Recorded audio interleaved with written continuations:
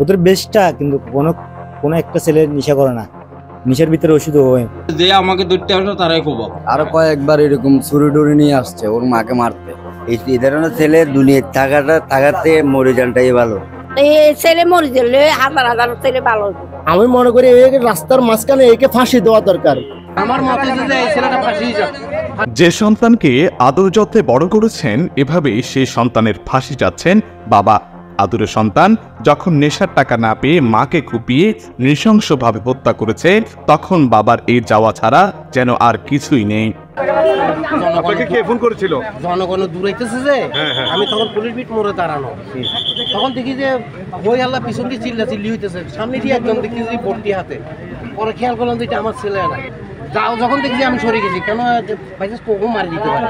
পরক্ষণে মানুষ বুঝতেছে কি হয়েছে, কথায় মারা কারণ নিশ্চয় সেবন করে, নাইলে তো কোনো কাজ কামই করে না। একটাই ছেলে, এই ছেলের জন্য আমার জীবন জীবন সব শেষ। আমার মতে যে এই ছেলেটা ফাঁসি যাক। বলছি চট্টগ্রাম নগরীর পাহাড়তলী ভেলোর দিঘি এলাকার ওমর ফারুকের কথা। রবিবার রাতে মাকে হত্যা করার পর তাকে আটক করে পুলিশ। নিহত ওই নারীর নাম রিনা খাতুন চন্দনা। তিনি কুমিল্লার বুড়িচং এলাকার সিএনজি চালক আক্তার হোসেনের স্ত্রী। একমাত্র সন্তান ওমর ফারুককে নিয়ে চট্টগ্রাম নগরীর পাহাড়তলী ভেলোর দিঘি এলাকায় ভাড়ায় থাকতেন। ওনার কাছে আমার একটা মেয়ে থাকে, ঠিক আছে। তো ওনার একটাই ছেলে, ঠিক আছে। ওনার হাজব্যান্ড সিএনজি চালায়। তো ওই সুবাদে আমার মেয়েটাকে ওনার কাছে আমি রাখি। 10:30টার দিকে আমার ওয়াইফকে ফোন দিয়েছে, এখান থেকে কেউ একজন ফোন দিয়ে বলতেছে আপনার মেয়েরে আর আপনার বোনের ছেলে কোবাইছে। আমরা সাথে সাথে সিএনজি নিয়ে আসছি। আসার পর ঘটনাস্থলে দেখতেছি উনি ডেড। ধরে আনছে, ওর ধরার পরে ও বলতেছে আমি ধন্য, দামাকটা নিয়ে ঘুরতেছে শুধু। ওরা এখান থেকে ধরে আনার পরে এখানে আনছে ওর মার সামনে। ওরে সবাই জিজ্ঞেস শুধু হাসতে আছে। আসার পরে বলতেছে আমি ধন্য, সবাই ওরকে ফিরছে। পুলিশ ওরা বলতেছে আসে, এখানে বলতেছে ওরা কেন ফিরে মারার জন্য। ও আজকে ওর মা 10 মাস 10 দিন ওরা গর্ভ নিছে। আজকে ওর জন্য ওর মা অনেক কষ্ট করছে, অনেক মানুষের গালাগালি শুনছে। আজকে নিজের মারে নিজে ও দামাত দিয়ে কোবা মেরে লেছে। নেশা করছে। হ্যাঁ, নেশা ছাড়া এটা হবে না ভাই।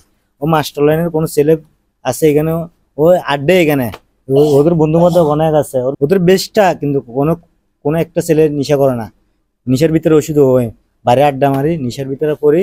আজকে ওর নিজের জন্য আজকে ওর মারে নেশার টাকার জন্য আজকে দামাদি কোবা মেরে লেছে। মারধর করছে, মোবাইল নিয়ে বিক্রি করে ফেলছে। আরো কয়েকবার এরকম ছুরি টুরি নিয়ে আসছে ওর মাকে মারতে। এখন আমরা শুনি যে আমি বাসায়, আমার লোক যে খবর দিছে যে আমার মামি লাগে, তো ওর মাকে ও কোবায় মারি ফেলছে। স্থানীয়রা জানান, রিনা ও আক্তার দম্পতির একমাত্র সন্তান ওমর ফারুক। সে বেশ কয়েক বছর ধরেই মাদকাসক্ত। ঘটনার দিন রাতেও মায়ের থেকে টাকা চায় ওমর ফারুক। টাকা না দেওয়ায় বাকবিতণ্ডায় জড়ায়। এক পর্যায়ে ক্ষুব্ধ হয়ে মাকে কুপিয়ে হত্যা করে ওমর ফারুক। বিষয়টি টের পেয়ে তাকে আটক করে এলাকাবাসী। এই ধরনের ছেলে দুনিয়ায় থাকাতে মরে যানটাই ভালো। আমার কথা হলো বাইসবার কোনো অধিকার নেই। ওর মা হাসি হয়ে যাবো, হাজার হাজার ছেলেরা আরো নষ্ট হয়ে যাবো, হাজার হাজার ছেলেরা মারিলে এই ছেলে মরে গেলে হাজার হাজার ছেলে ভালো হইব। মারে এত আদর করে লালন পালন করলো, সেই ছেলে যদি মারি গেলে এই ছেলে কি আর লাগাটা উচিত আছে? এই বটকি লই মাথার দিয়ে ঘুরাইতে যে ধরবে তারাই কোবাম, এই কথা বলে বাস পাহাড়তলির দিকে চলে যায়। মারে কোবাই এখান থেকে হত্যা করে এই বটকিলো আটতে গেছে। এরপরে কয় যে আমাকে ধরতে আসলো তারাই কোবাম। এটা এই নেশার জন্য আর কি, নেশার টাকার জন্য। আমি মনে করি রাস্তার মাঝখানে একে ফাঁসি দেওয়া দরকার। সরকারের থেকে এটা অনুরোধ করবো যে এরকম ছেলেদেরকে রাস্তার মাঝখানে, আমার নমতমস খেলা যাচ্ছে, মাকে কেমনে ছেলে হত্যা করে। সিএমপির উপপুলিশ কমিশনার জানান, মরদেহ উদ্ধার করে ময়না তদন্তের জন্য চমেকে পাঠানো হয়েছে। ধারণা করা হচ্ছে ওমর ফারুক ইয়াবায় আসক্ত। এ বিষয়ে তদন্ত করে প্রয়োজনীয় ব্যবস্থা গ্রহণ করা হবে। এটা তো আসলে অনেক প্রত্যক্ষদর্শী রয়েছে এবং যেটা আমরা জেনেছি যে মাদকাসক্ত একটি ছেলে, সে তার মাকে কুপিয়ে হত্যা করেছে। আজকে 10:30টার দিকের ঘটনা। ভেলোর দিঘি এলাকায় ছেলেটার নাম ওমর ফারুক আর তার মা রিনা খাতুন। তো সে ইয়াবায় আসক্ত ছিল, আমরা প্রাথমিকভাবে যেটা জেনেছি। তো ইয়াবার টাকা চাওয়াকে কেন্দ্র করে সে এই হত্যাকাণ্ডটা ঘটিয়েছে। তো ছেলেটা আমাদের হেফাজতে রয়েছে অলরেডি। আর তাছাড়া হত্যাকাণ্ডে যে আলামতটি ব্যবহার হয়েছে বটি, সেটা আমরা জব্দ করেছি। আমরা মামলা রুজু করে আইনগত প্রক্রিয়ার দিকে অগ্রসর হব। না, এটা তদন্ত সাপেক্ষে। আমরা তদন্ত রিপোর্ট করে আমরা যেটা পাবো সেটা দেবো। ফাঁসি দেওয়া হবে না কি করা হবে এটা তো বিবেচ্য হচ্ছে। এমন ঘটনার পুনরাবৃত্তি যাতে না হয় সেজন্য দোষীর দৃষ্টান্তমূলক শাস্তি চান স্থানীয় ও স্বজনরা।